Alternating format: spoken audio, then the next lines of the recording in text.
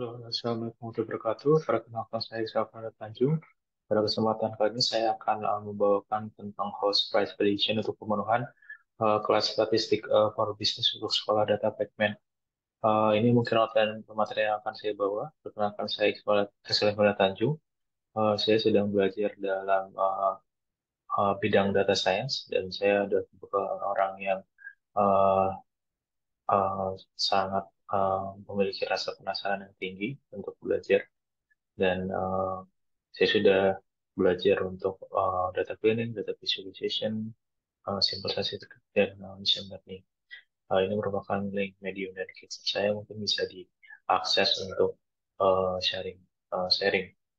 Oke, mungkin untuk masuk ke background untuk host price prediction ini merupakan sesuatu yang signifikan dalam industri real estate, di mana akurasi presisi pada saat orang membeli rumah atau menjual untuk mendapatkan informasi diperlukan suatu tools di mana linear regression ini bisa digunakan untuk secara statistik untuk membantu mengestimasi hubungan antara variabel-variabel yang berkaitan dengan harga rumah seperti ukuran rumah, lokasi, dan lain-lain.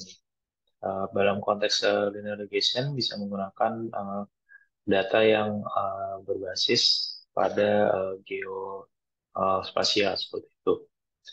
Nah, untuk dataset sendiri kita bisa lihat di sini ada uh, banyak fitur, ada date, price, ada ukuran rumah juga, lalu ada apakah dia memiliki berapa kamar tidur atau kamar mandi, lalu berapa lantai, dan juga tahun pembuatan renovasi, lalu sampai ke country.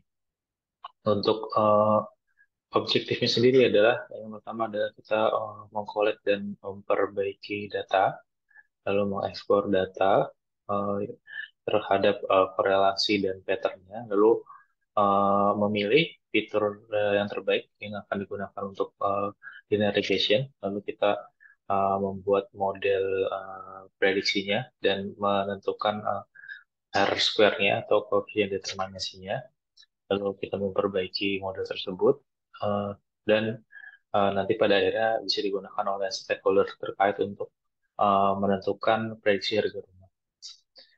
Ini untuk deliverable-nya, kita diharapkan punya dataset yang relevan. Nanti kita menggunakan Jupyter Notebook dan membuat report dan pemaparan terkait ini ke stakeholder. Lalu untuk guideline-nya kita buat beberapa pertanyaan yang bisa kita jadikan sebagai acuan. Jadi yang pertama adalah berapa rata-rata uh, maksimum dan minimum harga dari rumah yang ada di suatu daerah di sini yaitu di Amerika ya. Lalu ini transaksi mana yang memiliki harga termahal, lalu ada juga distribusi dari luasan dan asosiasi dari kondisi rumah dan harganya, lalu ini ada year build dan harga, asosiasi dari ukuran rumah dan juga harganya, dan asosiasi dari tadi variabel bedroom, kamar tidur, lantai, dan lain sebagainya, dan uh, sesuai dengan yang tadi ya. Selanjutnya untuk poin define statistical stats, di sini kita bagi menjadi dua terkait uh, apakah rata-rata dari kota yang memiliki harga rumah yang paling tinggi itu sama dengan kota-kota lainnya. Lalu apakah rata-rata dari uh, kota uh, memiliki kondisi uh, rumah dengan kondisi baik itu memiliki harga yang sama atau berbeda gitu. Lalu ini kita mendefine juga untuk regression modelnya. Jadi untuk outcome variabelnya eh, bisa kita lihat sendiri, kita ingin prediksi harga, lalu prediktornya nanti kita akan cari kira-kira prediktor mana yang paling relevan terhadap outcome, lalu desain terhadap regression model. Jadi setelah kita menentukan outcome dan predictor variable, kita bisa mendesain regression model, di mana kita nanti akan mencoba menggunakan RLS dulu untuk single predictor, lalu kita akan mencoba analisis terhadap koefisien dan standar errornya, lalu prediksi juga interval, prediction interval dan R square-nya. Lalu nanti kita akan menambahkan second predictor dan akan mencoba meningkatkan performa dari model yang akan kita analisa. Dan selanjutnya kita akan mencoba menambahkan interaction antar model tersebut dan nanti akan kita coba analisis terhadap residual error-nya uh, terkait juga dengan homoscedasticity-nya. Lalu jika terjadi heteroscedasticity, nanti kita mungkin akan melakukan transformasi seperti log uh, log transform, over square, dan lain-lainnya untuk mendapatkan variansi yang uniform.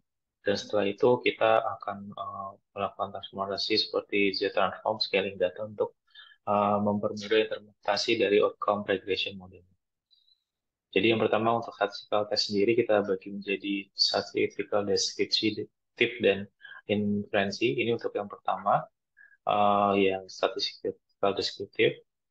Namun sebelumnya kita cek dulu terhadap validitas dan reliabilitas datanya. Apakah terdapat missing value, data duplikasi. Ternyata setelah kita cek tidak terdapat data tersebut. Lalu kita lanjutkan terkait statistical description-nya. Tadi sesuai dengan poin-poin yang ditanyakan, harga rumah terbesarnya ada di 26.590.000 dolar dengan minimumnya 0. Bisa kita lihat di sini. Selanjutnya ini merupakan distribusi. Kita bisa lihat di sini distribusi dari luasannya scope ke kiri. Lalu ini ada asosiasi dari harga dan kondisi. Di sini kita bisa lihat uh, ada korelasi 0,035 atau weight correlation. Lalu ini korelasi dari harga dan tahun pembuatannya. Bisa kita lihat di sini. Untuk korelasinya juga memiliki korelasi yang kecil ya, hanya 0,02 dan uh, selanjutnya ini untuk asosiasi dari luasan dan juga harga. Ini bisa kita lihat ada yang cukup besar di sini yang memiliki korelasi cukup besar terhadap price adalah SKFT Living dan SKFT Above ya. Lalu ini juga terkait fitur kamar mandi, lalu kamar tidur, lantai, dan juga lain sebagainya. Bisa kita lihat di sini ada beberapa yang cukup berkorelasi seperti bedroom ya. Selanjutnya di sini terkait kota mana yang memiliki highest dan lowest price. Jadi bisa kita lihat untuk yang terbesar ada di Seattle untuk harga rumahnya. Lalu untuk kita bisa lihat ini kita perbandingkan untuk yang terendah ada di Belks Art Village ini di sekitar 2%. Nah, ini kita bandingkan terkait yang Seattle dan tidak Seattle, bagaimana distribusinya. Dan kita lihat di sini untuk totalnya, jadi uh, top 10 city yang memiliki harga tertinggi dari tahun 2014, kita bisa lihat adalah Seattle. Uh, ini merupakan suatu advantage ya. Mungkin kita bisa meningkatkan promosi karena di sini harganya cukup tinggi dan mungkin bisa dijadikan investasi seperti itu. Lalu selanjutnya ini merupakan tren dari harganya karena dari data set yang kita dapat 3 bulan dari bulan Mei, Juni, dan Juli. Bisa kita lihat di sini transaksi terbesar ada di bulan Juni dan terendah di bulan Juli. Lalu ini selanjutnya kita masuk ke statistical inference ya. Kita akan mencoba untuk menggali terkait uh, terdapat apakah kota dengan harga tertinggi itu memiliki rata-rata lebih tinggi daripada rata-rata dari kota lainnya. Kita buat null hipotesisnya dulu. Lalu selanjutnya kita coba melakukan uji statistik. Kita hitung dulu variansinya, kita lakukan uji statistik menggunakan t-test. Kita dapatkan nilai p-value dan statistiknya. Lalu kita plotting terhadap distribusi dan kita coba untuk menentukan aturan keputusannya dan didapatkan ternyata reject nilai hipotesis. Jadi di sini bisa disimpulkan bahwa Seattle memang memiliki rata-rata harga yang lebih tinggi daripada kota lainnya.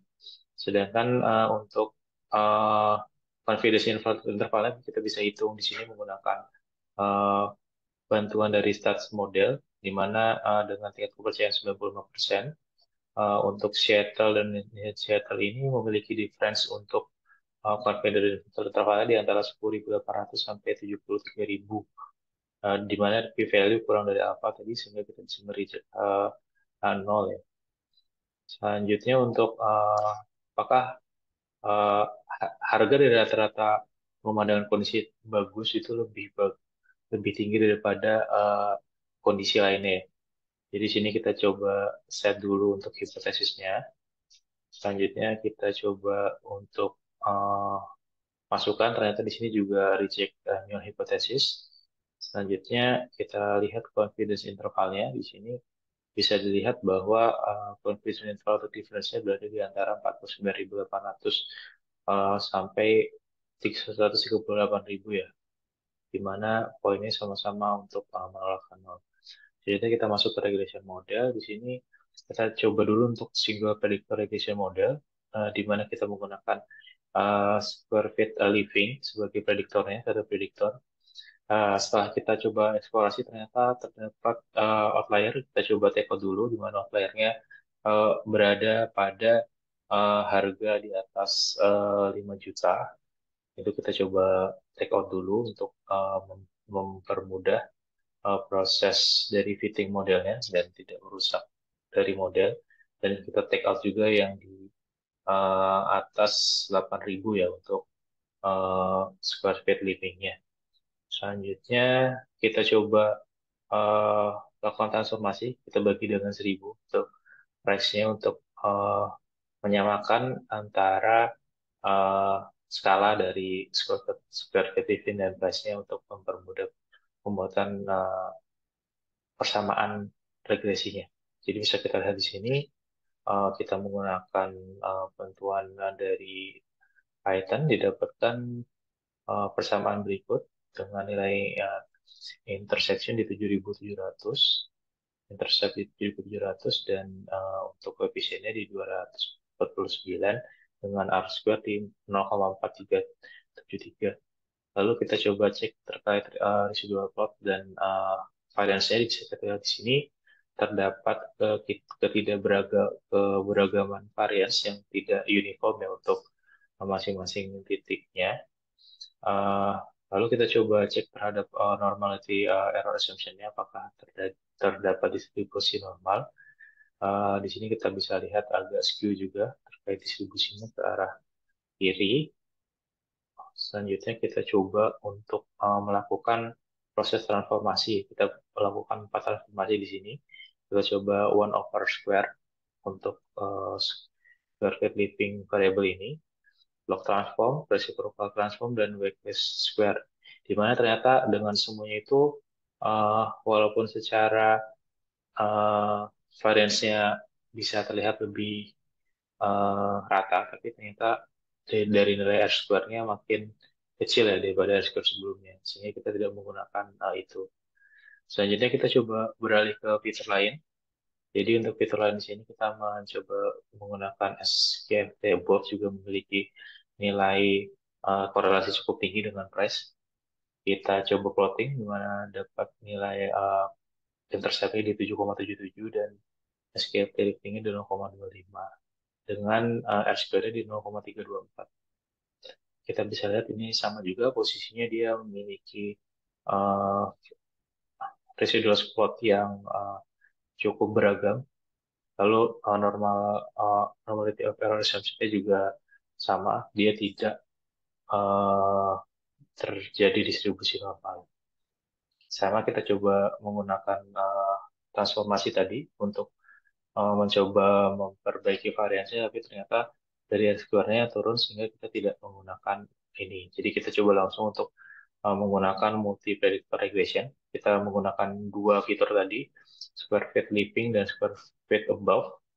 Kita coba fitkan ke model regression, di mana kita dapatkan coefficient intercept di 9,46 dengan square fit above di 0,01 dan square fit leaping di 0,26.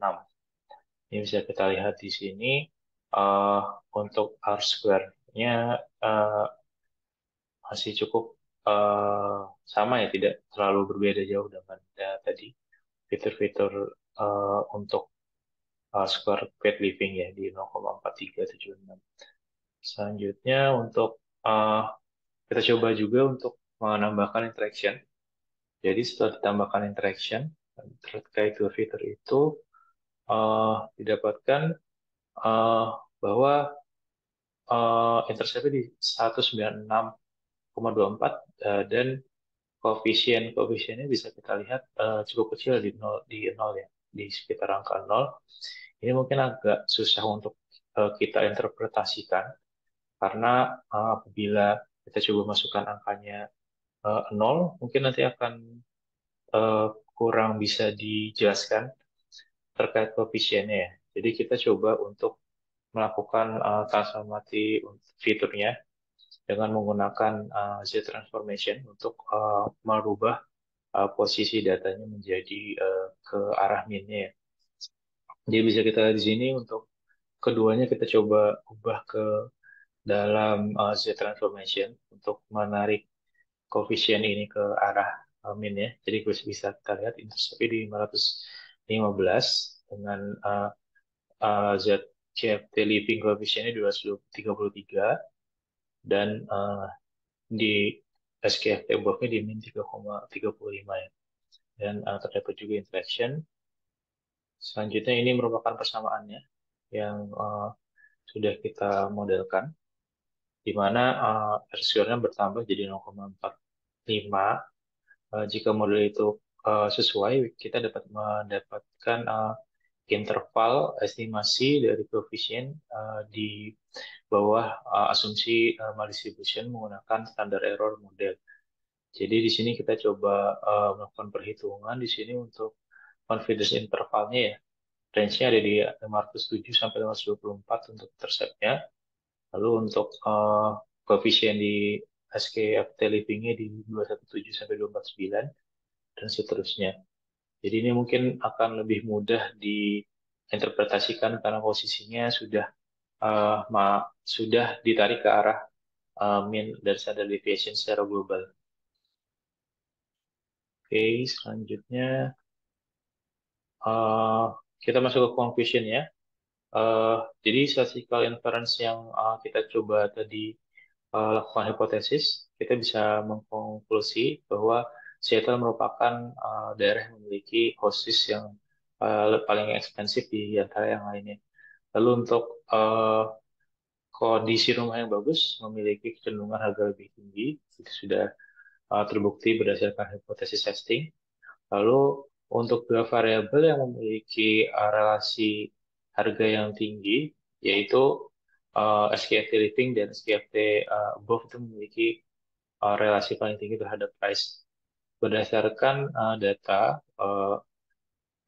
apabila uh, rumah itu memiliki SPFT living dan SPFT above uh, ada rata-rata, kira-kira harganya itu di antara 515 uh, ribu ya dolar.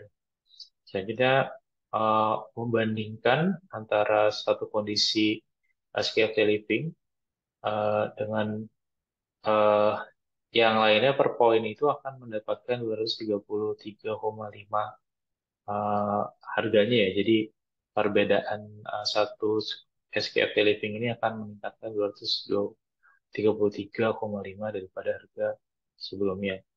Lalu kita bisa lihat model dapat menggambarkan varians sekitar 45% terhadap harga dari rumahnya. Seperti itu. Oke, selanjutnya adalah voucher recommendation. Jadi eh, dengan kualitas rumah yang bagus, eh, kita bisa lihat bahwa dari data historical bahwa semakin eh, besar ukuran rumah itu akan berkontribusi terhadap expected harga rumah yang lebih tinggi. Selanjutnya untuk poin eh, broker ini bisa direkomendasikan untuk me- memberikan harga yang lebih tinggi untuk rumah yang memiliki luasan lebih tinggi sehingga kita bisa eh, membandingkannya dengan kualitas kualitas lain dengan rumah yang lain seperti itu. Selanjutnya untuk future loss-nya adalah kita bisa melakukan analisis terhadap harga rumah terkait menggunakan demografi, dan perusahaan broker juga bisa mengconsider untuk memasukkan faktor-faktor lain seperti market trend, terus requirement regulator dan kondisi ekonomik pada saat memasukkan harga. Mungkin sekian pemaparan dari saya. Apabila ada kesalahan, mohon dimaafkan. Terima kasih. Assalamualaikum warahmatullahi wabarakatuh.